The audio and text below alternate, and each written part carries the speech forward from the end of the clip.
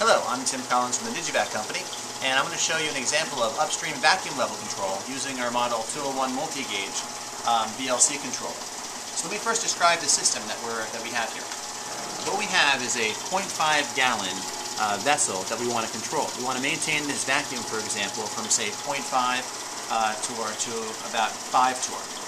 So in order to achieve this, first we'll need vacuum. So we connect this to a vacuum pump. This is actually going down beneath the table to a Welch 1405 3.2 cubic feet per minute vacuum pump.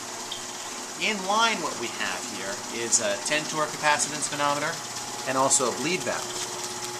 The capacitance manometer is actually sensing the pressure in the line and pretty much the pressure in the vessel itself. And then what we have here is the bleed valve, and what that's going to do is it's going to let in just enough air to maintain the vacuum level where we want. And these two devices are wired and connected to our Model 201. And this is our multi-gauge controller. So it's not only sensing the vacuum with the capacitance manometer, but it's also controlling it with that bleed valve. So here's how we can work this.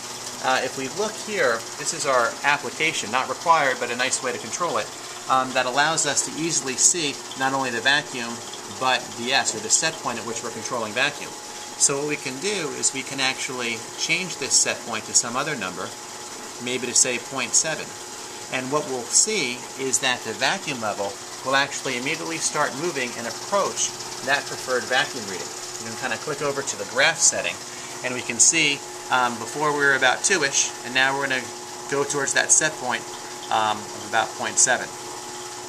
The nice thing about this is that with a very easy click of a mouse or a few buttons that you click, you're able to maintain a vacuum at a particular level. And this is important for a lot of research applications, distillations, and people use this kind of vacuum control a lot for freeze dryers. So if you've got a vacuum control challenge, if you want to maintain vacuum, give us a call. We'd love to help.